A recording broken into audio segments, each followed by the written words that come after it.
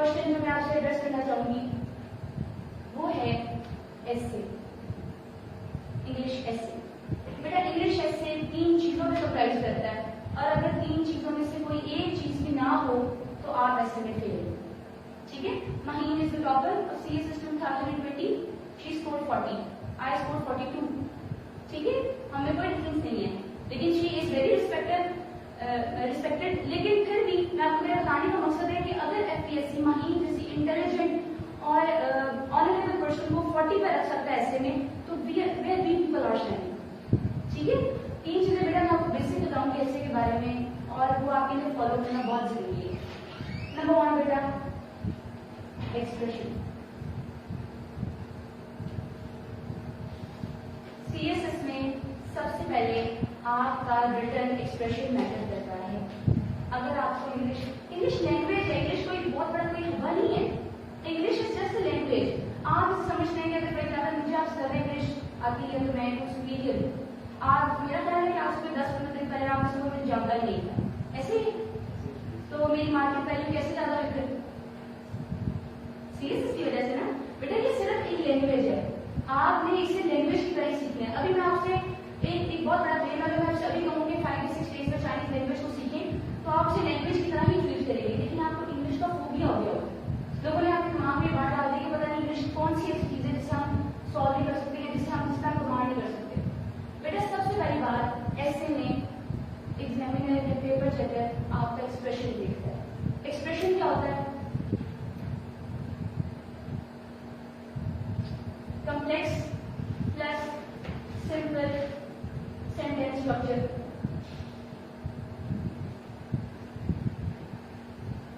Plus vocabulary. समझ आएगी क्या? देखिए जहां पर लोग पूछते हैं कि मैम वोकैबुलरी कैसे इंप्रूव करेंगे, वोकैबुलरी इंप्रूव करना तो बहुत मुश्किल है, लेकिन बेटा मैं सिंपल सी एग्जांपल देती हूँ कि जहां पर आपको पता है कि इंप्रूव आप लिख रहे हैं, आपको पता है ना, राइट पीपल राइट इंप्रूव, आप इंप्रूव लिख रहे हैं, आपको पता है कि इंप्रूव एक दफा कह चुका हूँ अपने ऐसे में, एक दफा इस वर्ड को मेंशन कर चुका हूँ, मुझे दूसरी दफा इसको मेंशन नहीं करना, तो बेटा आप इंप्रूव नहीं कहेंगे, यू वुड से एमेलियोरेट। ये सर्च करना तो आपके लिए मुश्किल नहीं है ना, या ये भी मुश्किल है आपके लिए? आपको पता है कि जो पॉजिटिव वर्ड्स होते हैं, आपको पता है जो पॉजिटिव वर्ड्स आप इस्तेमाल करते हैं, for example wonderful, why not to say stupendous? यानी कि अगर मैं स्टूपेंडस कह दूं या फिर मैं एमेलियोरेट कह दूं तो मैं मेरी इंग्लिश बहुत हाई फाई है, और अगर मैं इंप्रूव कह दूं तो आई मीन इंग्लिश। इस चीज को एक्सप्रेशन इंप्रूव करना कहते हैं बेटा। आपने अपने आप को वोकैबुलरी पे इस तरह लेकर आना है कि स्टार्ट रिप्लेसिंग द सेंटेंस। ठीक है, start putting the sentence, replacing the words. एक दफा आपको पता चल गया कि मैंने ये वर्ड इस्तेमाल कर दिया, दोबारा अपने ऐसे में वर्ड इस्तेमाल ना करें। अगर आप एक ऐसी अप्रोच रखेंगे जैसे कि जनरल सिंपल लोग रखते हैं अपनी ऐसे राइटिंग में, तो फिर how do you distinguish from Pakistan? कैसे करिए मुझे बताइए ना। आपको लगता है कि बाकी जो आपके कमेंटेटर हैं वो बड़े आराम से बैठे होते हैं, यानी फिर सिंपल वोकैबुलरी पर लाया कर रहे हैं, a simple and big no, वो वेल प्रिपेयर्ड होते हैं, हमें पता होता है कि हमने ये वर्ड इस्तेमाल किया, दूसरा आप दूसरी दफा हम ये वर्ड नहीं इस्तेमाल करेंगे। गेटिंग माय पॉइंट बेटा? सबको समझ आ रही है? कोई क्वेश्चन? एंड फिर बेटा सिंपल और कॉम्प्लेक्स सेंटेंस स्ट्रक्चर होती है। यूजुअली आप लोगों को सिंपल सेंटेंस स्ट्रक्चर लिखाते हैं, जैसे आई अप्रिशिएट योर प्रेजेंस, ठीक है, लेकिन कॉम्प्लेक्स सेंटेंस स्ट्रक्चर लिखना नहीं आता। और इंशाल्लाह दोस्तों के वो जब हम क्लास ज्वाइन करेंगे तो हम क्लास में डिस्कस करेंगे कि कॉम्प्लेक्स और सिंपल का कॉम्बिनेशन बनाकर एक्सप्रेशन कैसे डेवलप करते हैं। ठीक है, आपको पता है आप इंग्लिश पढ़ते रहते हैं, आप इंग्लिश लिखते रहते हैं, लेकिन आपको ये नहीं पता कि हमने कौन से सेंटेंस स्ट्रक्चर्स को इस्तेमाल करना है ताकि हमारा ऐसे राइटिंग जो है वो जबरदस्त हो। ठीक, क्लियर बेटा? डिपिक्शन, डिपिक्शन क्या है?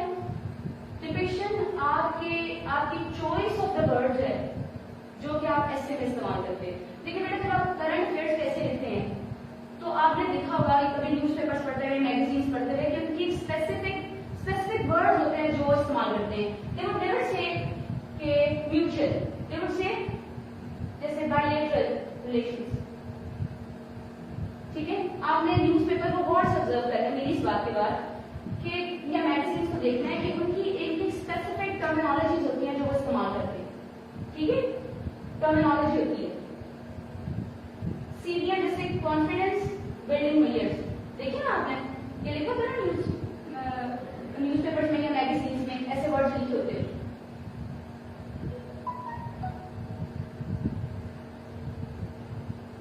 ये वो टर्मिनोलॉजी होती हैं जो बेटा ऐसे में इस्तेमाल करते हैं. ठीक है, समझ आ रही है बेटा? तो प्रॉब्लम अगर आपके ऐसे में ये नहीं है तो इसका मतलब we are very very weak in expression हमारा बहुत खराब है, इसलिए सीएसएस हमारे लिए नहीं है. ठीक, I want to be a real person too. मैं नहीं चाहती कि आपको किसी किस्म के जो है ना वो धोखे में रखा जाए कि आपको कहा जाए कि ऐसे तो बस ऐसे हो जाएगा वैसे हो जाएगा. नो, ऐसे की टेक्निक्स हैं जिनको आपने फॉलो करना है. मैं मानती हूँ कि you have so much of the knowledge because knowledge is required. ठीक है, knowledge is the second part that ऐसे कंप्राइज ऑफ. ठीक है, विच ऐसे कंप्राइज ऑफ. तो नॉलेज के लिए क्या जरूरी है कि मुझे ये बताओ कि डेमोक्रेसी किन चीजों पर बेस करती है? नहीं, मुझे बताओ कि इससे रिलेटेड स्टैटिस्टिक्स क्या है, फैक्ट्स एंड फिगर्स क्या है. वुमेन का आपने कभी ऐसे तैयार किए? Anyone of you? इतने ज्यादा लोग बैठे हैं, आप किसी ने तो किया ही होगा. ठीक है, लेकिन अभी मैं पूछ रहा हूं आपसे कि हम हमारा कंपैरिजन करें, बताएं कि हम किस रैंकिंग पे हैं वुमेन या ऑनर किलिंग में, तो आपको नहीं आता होगा. And I am pretty sure about it कि आपको नहीं आता होगा. क्यों? क्योंकि आपने वुमेन पैसे तो तैयार कर लिया लेकिन आपको ये नहीं पता कि स्टैटिस्टिक्स फैक्ट्स और फिगर्स के साथ उसे कैसे रिलेट करना है. बेटा देखिए, एग्जामिनर आपसे यही डिमांड करता है कि आप उसे एक साउंड एक्सप्रेशन दें. ठीक है, सिंपल सेंटेंस बना रहे हैं आप, इसे 90% सिर्फ सिंपल सेंटेंस स्ट्रक्चर लिखते हैं, इससे ज्यादा कुछ नहीं लिखते.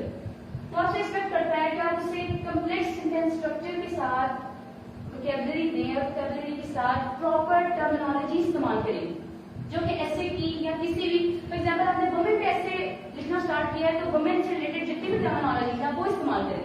डेमोक्रेसी भी लिख रहे हैं तो डेमोक्रेसी से रिलेटेड जो यूज करें टर्मिनोलॉजी. ठीक, अगर आपने यूएस और चाइना को पकड़ लिया है एज एन ऐसे जैसे पीएम से लास्ट टाइम आया था तो बेटा उस पर बात करें. अगर आप बात नहीं करते तो फिर you are not in the 50th council. ठीक है, होप्स हो क्या होंगे बेटा. एक तो ये बात होती है बेसिक नॉलेज की, ये भी लाजमी है. और स्टैटिस्टिक्स में आपने बेटा उसे अपडेटेड डाटा प्रोवाइड करना. अपडेटेड डाटा, अपडेटेड डाटा क्या होता है? Current salary. यानी समझ लें कि आपने मंडे वाले दिन ऐसे लिखने हैं तो संडे की रात को जो हुआ था दैट इज अपडेटेड डाटा. क्यों होता है बेटा? ऐसे ही है ना. अपडेटेड डाटा क्या होता है बेटा? ये नहीं होता कि मैंने महीने पहले जो मैं नोट्स बनाए थे उसी में से ऐसे की तैयारी कर लूं. No, I would ask you people to prefer to go for the soft copy. ठीक है, सॉफ्ट कॉपी में नोट्स बनाए ऐसे रखेंगे और इतने ज्यादा वो ये कह रहे हैं कि प्रॉपर हों और उनमें आप डाटा जो है अपडेट करते हैं. यानी आपको पता फर्स्ट स्टेप को क्या हुआ था और 18th फेब को आपका एग्जाम. मिनिमम इससे पीछे नहीं जाना चाहिए आपको. फेब में एग्जाम है तो जनवरी तक जाना नहीं चाहिए. एग्जामिनर डिमांड्स यू टू, वो ये देखना चाहता है. अगर बेटा सीएसएस यही होता कि किताबें पढ़ लो, मेहनत कर लो, तो फिर तो हर एक क्वालिफाई करता था, हर एक बंदा क्वालिफाई करता था. क्या प्रॉब्लम है फिर? ये वाली प्रॉब्लम कि आप लोगों को ऐसे राइटिंग की टेक्निक नहीं पता. The third would be structure. क्या आपने अपना टीचर कभी गिराज बनाया? Why no? स्ट्रक्चर खराब होता है ना, स्ट्रक्चर खराब होता है. या फिर किचन में कभी आपने अपनी लाइब्रेरी बनाई हो तो you all are doing the same in the essay. आपको पता ही नहीं है कि एसे का एक स्ट्रक्चर होता है और उस स्ट्रक्चर को फॉलो करना. अगर आप एसे में कमाल कर रहे हैं, your expression is super, your knowledge is very very good, लेकिन अगर आपको स्ट्रक्चर नहीं मेंटेन करना आता तो यू वुड बी फेल्ड. आप इन तीन बातों पे अपने आप को पहले खुद जज करके देखिए कि क्या मेरा ऐसे इन 3 चीजों का है। अब बेटा स्ट्रक्चर क्या है? इंट्रो मुझे एज ए मिरर दिखा दे कि एसे में क्या होने वाला है। इंट्रो मुझे दिखा दे कि अब एसे में क्या बात होने वाली है। This is actually the crux of the essay. ठीक, अगर मैं आपसे सिंपल ऐसे की बात करूं, ऐसे के नंबर ऑफ मेथड्स हैं, ऐसे लिखने के बहुत ज्यादा मेथड्स हैं, स्पेसिफिक टू जनरल है, जनरल टू स्पेसिफिक है, एनीडोटल है। लेकिन बेटा अगर मैं सिर्फ सिंपलेस्ट ऐसे की बात करूं जो कि आप लिखना चाहते हैं, तो इंट्रोडक्शन एग्जामिनर को या पेपर सेटर को वो आईना दिखा दे कि अब हम आगे क्या बात करने वाले हैं। ठीक, और इंट्रोडक्शन के बाद यहां पर यूजुअली तीसरे स्टेटमेंट हमेशा इंट्रोडक्शन की लास्ट लाइन होती है। अब लोगों को ये क्वेश्चन है तीसरी स्टेटमेंट क्या होती है? ठीक है, क्वेश्चन होता है ना आप लोगों का तीसरी स्टेटमेंट क्या होती है? आप उसमें से कौन बताएगा तीसरी स्टेटमेंट क्या होती है? जो बेसिकली क्वेश्चन में गिवन होता है उसके ही पोर्शन को तीसरी स्टेटमेंट देते हैं जो पूछा गया होता है आपसे।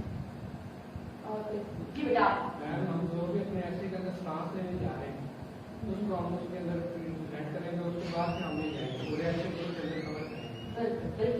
बेटा तीसरी स्टेटमेंट वो स्टेटमेंट है कि अगर मैं कोई पैराग्राफ उठाकर देख लूं तो वो सीधा जाकर तीसरी स्टेटमेंट से मिल जाता। तो वो तीसरी स्टेटमेंट स्टार्ट में नहीं आनी चाहिए। बेटा डिफरेंट मेथड्स होते हैं, मैं आपको वो बता रही हूँ जो कि इंटरनेशनली फॉलो किया जाता है तीसरी स्टेटमेंट। आप नेट पर भी देखिएगा,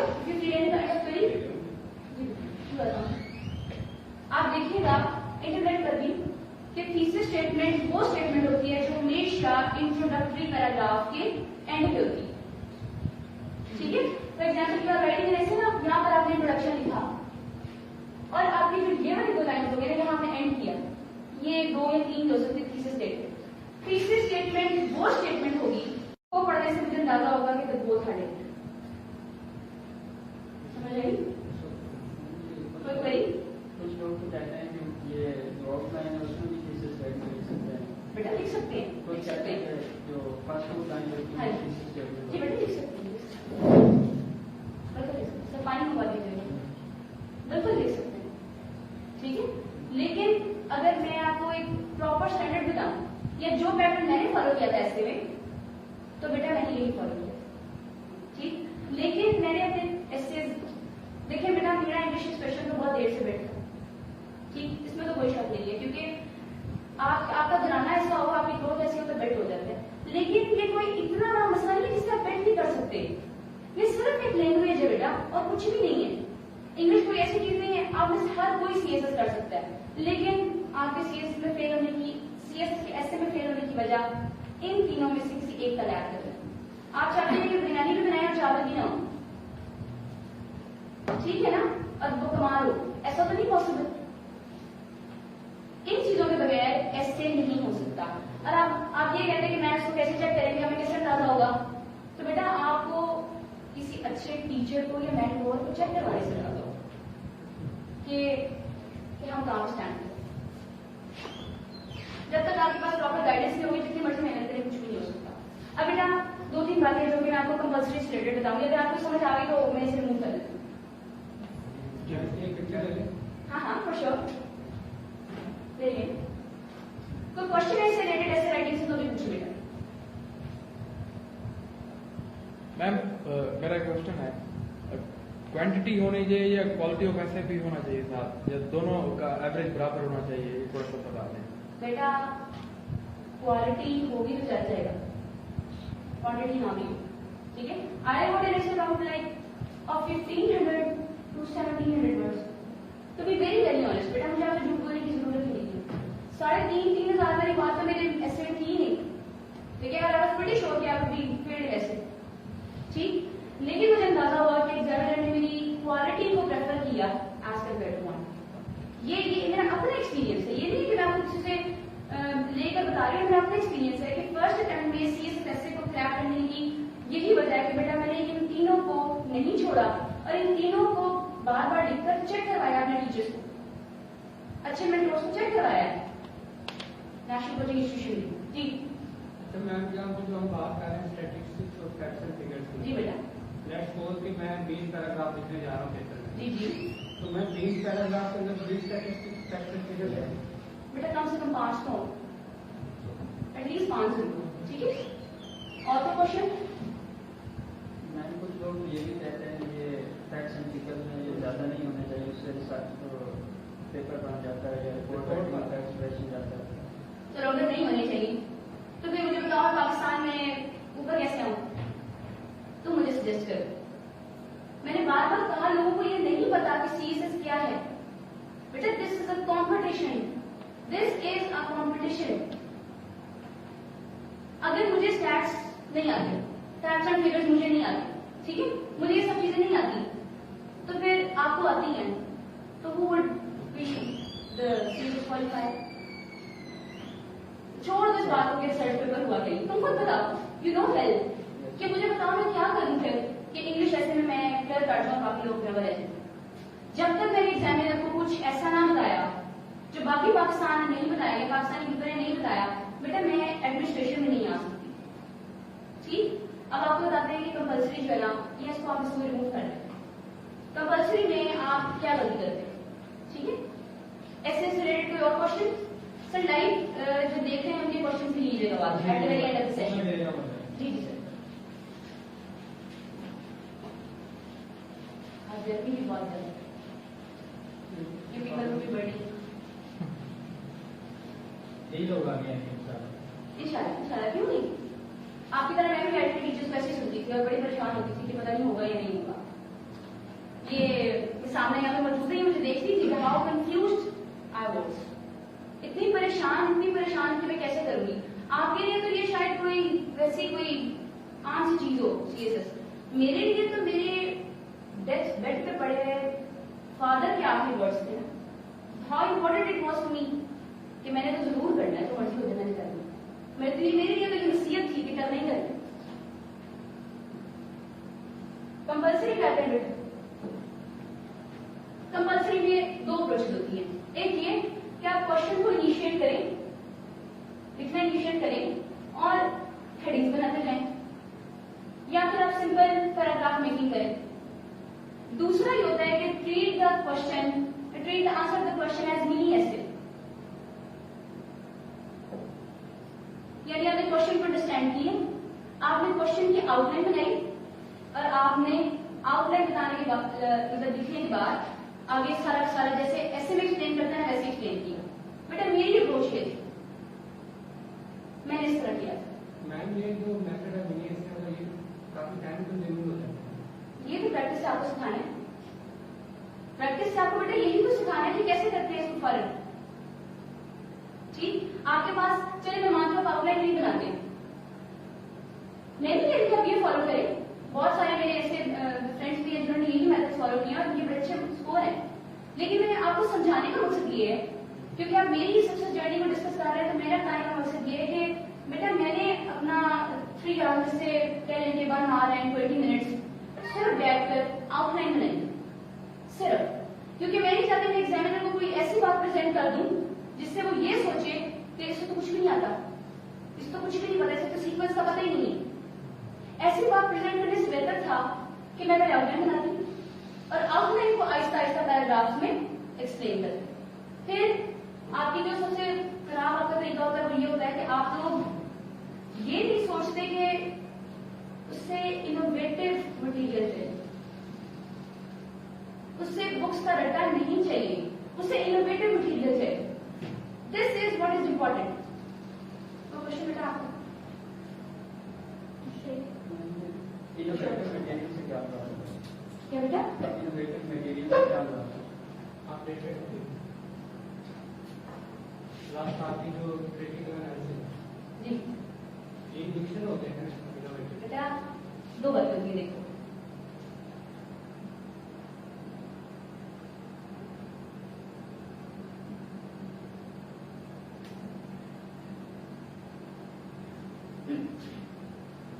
मैं पुलिस में एस की हूँ अंडर ट्रेनिंग, आपको पता है ना कि मैं एस की हूँ अंडर ट्रेनिंग। और शिकारपुर के डाकुओं के लिए मुझे भी यही कहना चाहिए, स्टेटमेंट देनी चाहिए कि आओ टैंक लेके चलते। हाल देखने के बाद क्या मुझे कहना चाहिए कि आप टेंशन लेके चलते हैं, या ऐसी कोई स्टेटमेंट देनी चाहिए? या फिर ये बता दें कि जिन डाकुओं को या जिन लोगों को साइबर क्राइम के जरिए पकड़ते हैं, जिन जराइम को, उन पे क्या मैं कॉपी पेंसिल चला सकती हूँ या रनिंग करके उन्हें पकड़ सकती हूँ? How ridiculous it is. आप एग्जामिनर को ये अप्रोच देते हैं कि आप ये करने की कोशिश कर रहे हैं, वो आपसे पूछ रहे हैं कि मुझे बताएं साउथ चाइना सी की में कंफ्लिक्ट क्या है, for instance if is asking, और आपका क्या जवाब होता है आगे से? साउथ चाइना सी की कंफ्लिक्ट तब शुरू हुई, ठीक, अब शुरू हुई, फिर ऐसे हुआ, फिर वैसे हुआ, और जो उसने पूछा था वो आपने नहीं बताया। You people are not hitting the bull's eye. जो क्वेश्चन उसने आपसे पूछा है उसका जवाब आप नहीं देते, बल्कि जो बुक्स आप रिटर्न गए होते ना हिस्ट्री के, आप एक बता, मैंने किसी किस्म की कोई हिस्ट्री प्रिपेयर नहीं की किसी भी सब्जेक्ट के लिए, सो आई हैव ब्रिटिश हिस्ट्री, और कंपल्सरी में तो बिल्कुल भी नहीं की। मुझे इस बात से फर्क नहीं थी कि अफगानिस्तान 1979 से पहले क्या था, मुझे पहले ये तो पता हो कि अफगानिस्तान में आज क्या हो रहा है। बेटा मेरे पास पेपर में इतना टाइम नहीं कि मैं इतना कुछ लिख दूं, इतना कुछ लिख दूं और उसे संभाल भी लूं। पेपर में अपने नॉलेज को, कुछ लोगों का मसला इनके पास नॉलेज ही नहीं होता, और कुछ का मसला एक उनके पास इतना नॉलेज होता है कि पेपर में संभाला नहीं जा रहा होता। दैट इज व्हाई आप लोग बाद में कहते हैं कि इतना कॉन्फिडेंट बंदा कैसे क्यों नहीं सीएसएस हुआ। मेहनती तो बहुत था, लेकिन बेटा उसको नॉलेज नहीं था कि इसको कैसे टैकल करना है।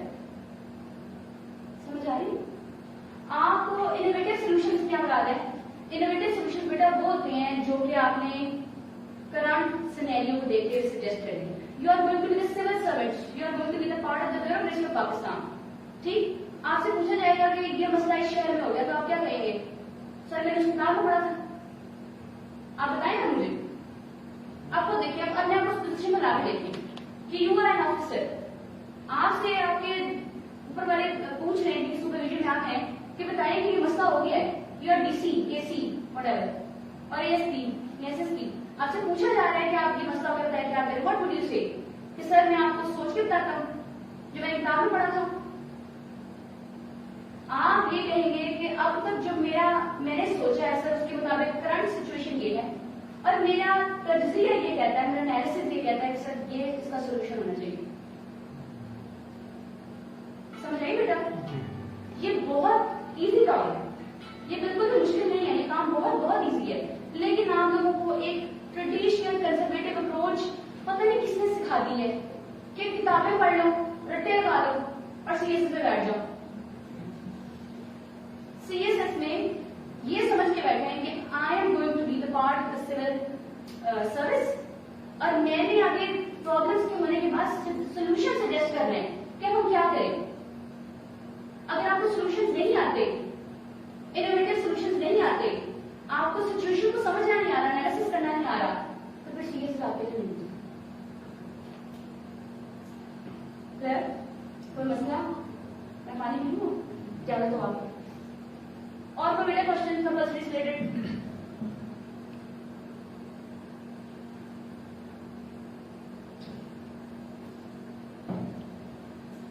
इनमें कुछ और भी जरूरी है, इनमें मैथ्स बनाना भी जरूरी है, फिर से बात फैक्ट एंड फिगर्स देना भी जरूरी है, कोटेशन के साथ उसे ब्यूटीफाई करना भी जरूरी है। अपडेटेड डाटा तो वैसे ही होगा।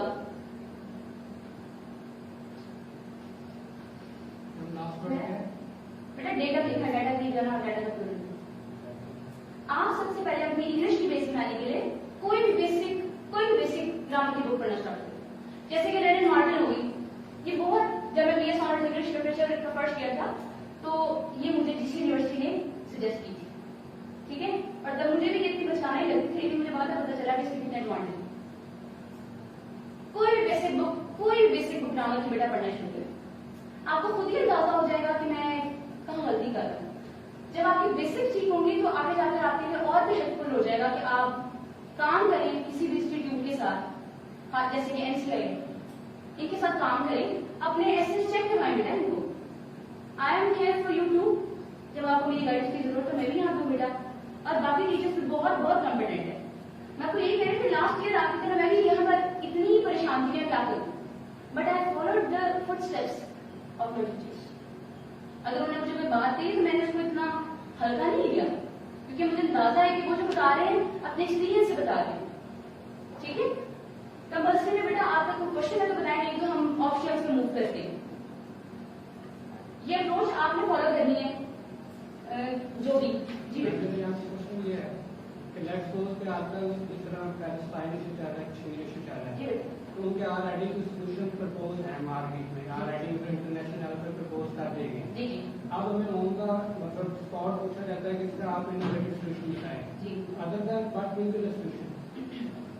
बेटा आपके पास का टीम काम होता है। जब आपको लगे जैसे कश्मीर का सोल्यूशन हमें नहीं नजर आता, हम ये कहते हैं कि इकोनॉमिक डिप्लोमेसी है, सॉफ्ट डिप्लोमेसी के जरिए आगे जाके हो सकता है पाकिस्तान इंडिया का 30-40 इयर्स कुछ दरमियान का रास्ता सजेस्ट करे।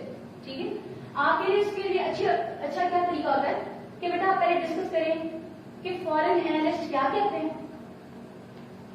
ठीक है, हमारे जो पाकिस्तान के स्टेक होल्डर्स हैं उनका क्या स्टांस है।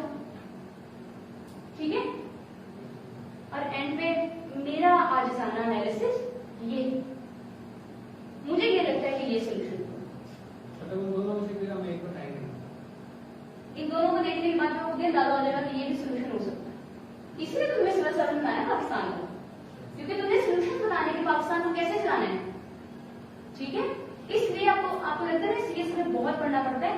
सीएस में बेटा पढ़ना बहुत पड़ता है, पर रेलिवेंट पढ़ो, वो चीजें ना हो जिसकी जरूरत नहीं।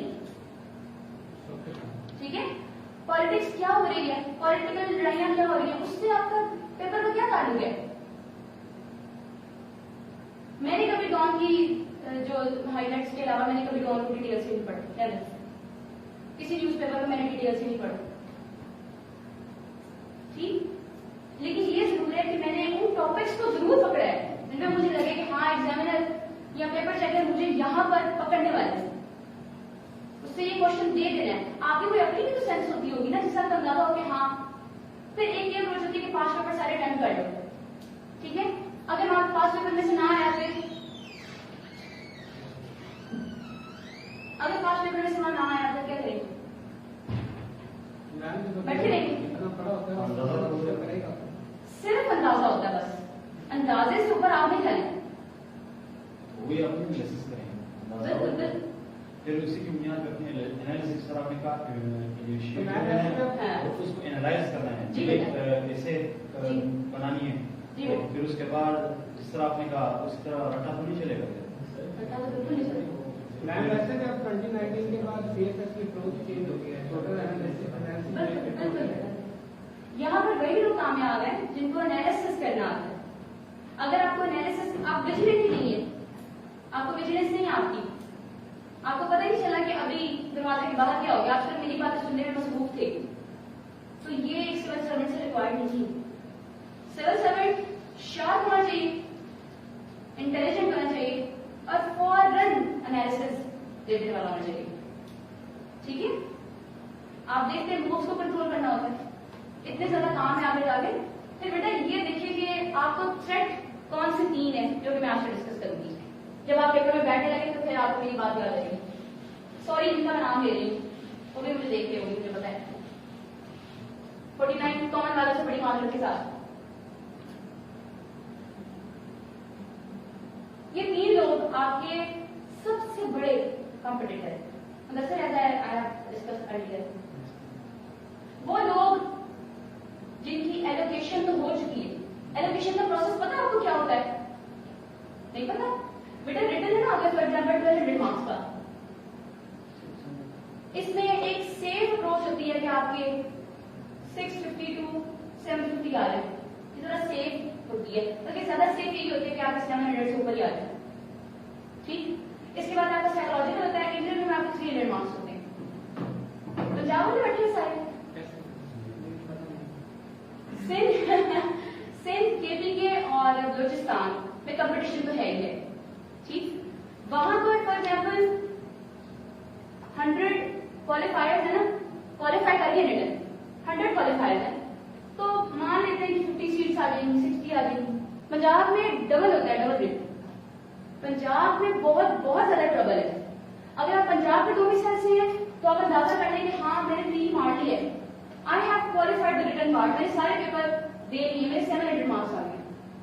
अगर आपको इंटरव्यू में इतने मार्क्स ना मिले आपने इंडियन चैनल देखे कभी पाकिस्तान में इंडियन चैनल, वो यूपीएससी के इंटरव्यूज और वर्ल्ड टाइम्स इंसान के इंटरव्यूज, और इंशाल्लाह मुझे उम्मीद है कि ऐसे अभी अपने इंटरव्यूज अपलोड करेगा। तो ये इंटरव्यूज को गौर से देखिएगा कि पैनल आपको कितना स्ट्रेस में मुब्तला करता है। लगता है ऐसे कि बंदा आराम से बैठा हुआ है और पैनल उससे क्वेश्चन पूछ रहा है, वहां पर अपने आप को स्ट्रेस से बाहर निकालना बहुत बड़ी बात। और सीरियसनेस तो है ही स्ट्रेस और डिप्रेशन का दूसरा नाम। आपने अपने आप अपने नर्व्स को कंट्रोल करना है। कभी कभी टेंशन में आपको क्वेश्चन की भी समझ नहीं आ रही होती, आपको क्वेश्चन की बिल्कुल भी समझ नहीं आ रही होती, कितनी आपको टेंशन होती है। ठीक है बेटा, एक तो वो लोग जिनके एलोकेशन हो गए यानी वो मेरिट में आ गए, हो सकता है कि आपका रिटर्न क्वालिफाई है, इंटरव्यू में आपके अच्छे मार्क्स थे, लेकिन आप पंजाब में मेरिट में नहीं आए, जितनी सीट्स थी 100 सीट्स थी और 200 के करीब समझ में क्वालिफाई थे। आपकी एलोकेशन नहीं होगी, आपको जॉब नहीं मिलेगी, मतलब you will not be regarded as civil servant, आप घर जाएंगे वापस। वो लोग जिनकी एलोकेशन तो हो गई है लेकिन उनका ग्रुप थोड़ा सा नीचे है, 3 एग्जेक्टिव ग्रुप्स होते हैं, टॉप 3 ग्रुप्स देखिए, पास, पीएसपी और FSP, Pakistan administrative service, police service Pakistan, foreign service Pakistan.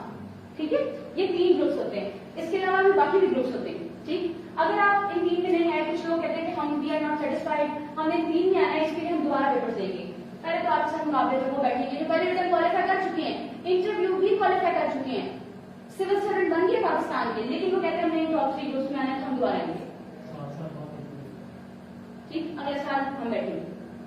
दूसरे वो लोग जो रिटर्न तो क्वालिफाई कर गए थे लेकिन उन इंटरव्यू के बाद उनका एग्रीगेट नहीं बना, वो मेरिट नहीं है। ठीक है, समझा रहे बेटा? क्लियर? अब बेटा तीसरे वो लोग जो 3-4 साल से तैयारी कर रहे हैं या फिर वो फॉरेन डिग्री देकर आ गए हैं और इंग्लिश एक्सप्रेशन उनका बड़ा साउंड है, अब उन्होंने आपको सिर्फ पढ़ना है। ठीक है, ये इन 3 ग्रुप्स को दिमाग में रख के पेपर में बैठिएगा कि मेरा कंपटीशन इन लोगों से भी है। तो ये स्ट्रैटेजीज के तरीके आपको कौन सिखाएगा? टीचर सिखाएंगे, मेंटर सिखाएंगे। मेरे कहने का मकसद ये नहीं कि आप मुझसे पढ़ें, मेरे कहने का मकसद ये है कि आप पढ़ें और डायरेक्शन प्रॉपर रख के पढ़ें। आप 5 साल मेहनत करते हैं लेकिन आपको डायरेक्शन नहीं आती, क्या फायदा? आपको ये नहीं पता कि ये चीजें फॉलो करने की क्या फायदा? एग्जामिनर को से कुछ भी नहीं। It took me almost 4 to 5 months for preparation, बस इससे ज्यादा नहीं। किसी भी बंदे को, आम बंदे को इससे ज्यादा लगते भी नहीं है। ये सारी बातें होती है मैं 5 साल पढ़ता, 6 साल पढ़ता, बिल्कुल गलत। सिर्फ इतने ही लगते हैं डेडिकेटेड लोग। ठीक है, लेकिन ये भी बड़े अच्छे तरीके से लगने चाहिए। बेटा मैं 5 मिनट्स की ब्रेक लूंगी, उसके बाद कंटिन्यू करते हैं। ठीक है,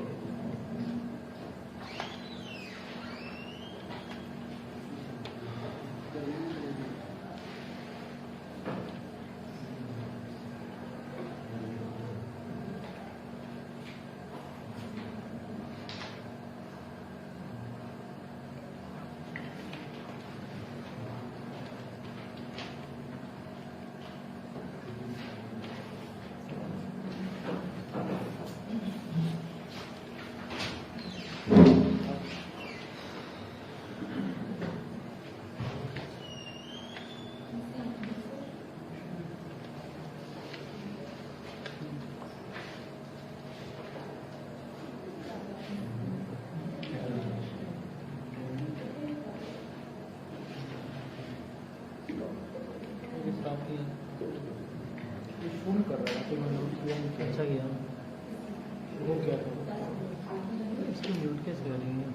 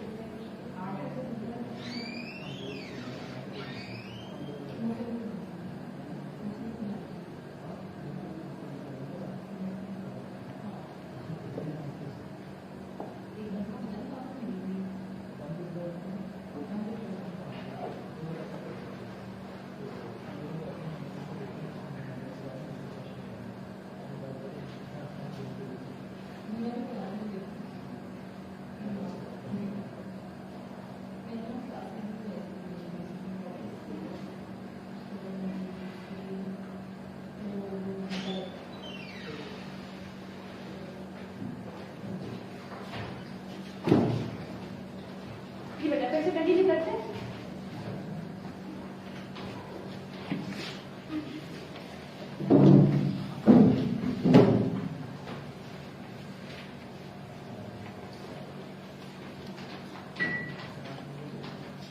चलिए बेटा ऑप्शन से बात करेंगे।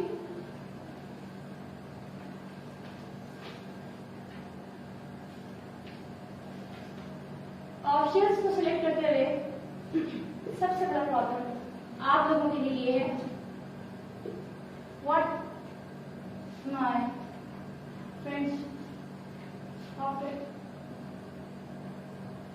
जो मेरे दोस्त से रखा भी रख लो, जो किसी सिविल सर्वेंट ने रखा वही रख लो।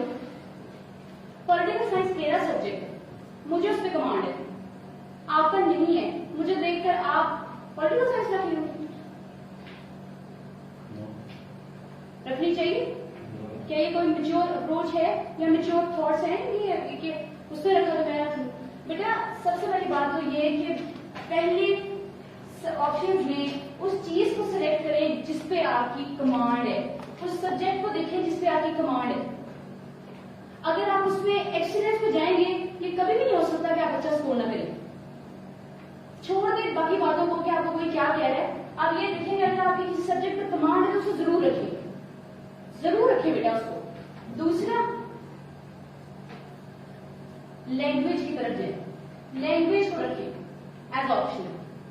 आप पंजाब के तो पंजाबी रखिए, सिंध के तो सिंधी रखिए, जरूर रखिए बेटा, क्योंकि लैंग्वेज में अगर आप थोड़ी सी भी मेहनत कर लेते हैं तो लैंग्वेज आपको देखिए कहां से मार्क्स देती है। इस बार मेरे बैच में भी क्रिमिनोलॉजी में देखें, जैसे यूजुअली स्कोर 36, 40 ऐसे रहा है, और अगर मैंने इसकी जगह पंजाबी रखी थी तो आई गॉट 83। सीएसएस में एक नंबर इंपॉर्टेंट, एक नंबर इंपॉर्टेंट। अगर आप लैंग्वेज रखें एज ऑप्शनल और उस पर मेहनत करें और तैयारी करें तो ऐसा हो नहीं सकता कि आप रह जाए। देखिए मैं मानती हूँ कि आप कहते हैं मैम मुझे सोशियोलॉजी बहुत अच्छी आती है, ठीक है आपको आती होगी, लेकिन अगर सोशियोलॉजी में बहुत कमाल रखने के बावजूद भी आपको पता है कि लैंग्वेज में थोड़ा पढ़ के मेरे इतने नंबर आ जाएंगे, तो why don't you people go for the language? क्यों नहीं रखते लैंग्वेज? इसलिए कि मुझे पंजाबी लिखनी नहीं आती। आपको सोशियोलॉजी कौन से पहले से आती थी या सोशियोलॉजी में एक्सपर्टीज लेके पैदा हुए थे? थोड़ा सा काम करोगे तो आ जाएगी।